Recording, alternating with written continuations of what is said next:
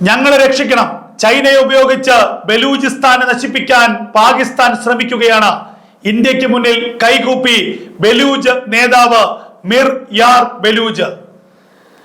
ഇന്ത്യയുടെ സഹായം തേടി കഴിഞ്ഞ ദിവസമാണ് ഹോട്ട്ലൈൻ മെസ്സേജിലൂടെ പ്രധാനമന്ത്രി നരേന്ദ്രമോദിയെ ബലൂജ് ലിബറേഷൻ ആർമിയുടെ നേതാവും മനുഷ്യാവകാശ പ്രവർത്തകരുമായ മിർ യാർ ബലൂജ് ബന്ധപ്പെട്ടത്.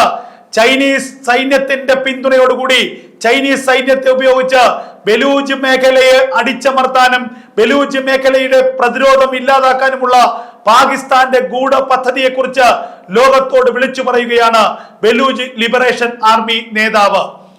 ബലൂചിസ്ഥാന്റെ സ്വാതന്ത്ര്യം കഴിഞ്ഞ മെയ്യിലാണ് ബലൂജ് ലിബറേഷൻ ആർമി പ്രഖ്യാപിച്ചത്.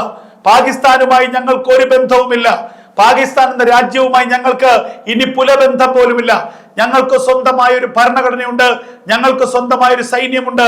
ഞങ്ങളുടെ രാജ്യത്തിന്റെ ഭാവി തീരുമാനിക്കുന്നത് ഞങ്ങളാണ്. ഞങ്ങളുടെ 6 കോടി വരുന്ന ജനങ്ങൾക്ക് പാകിസ്ഥാന്റെ ഭരണത്തിന് കീഴിൽ ജീവിക്കാൻ ആഗ്രഹമില്ല. അതുകൊണ്ട് ഞങ്ങൾ സ്വാതന്ത്ര്യം പ്രഖ്യാപിക്കുന്നു.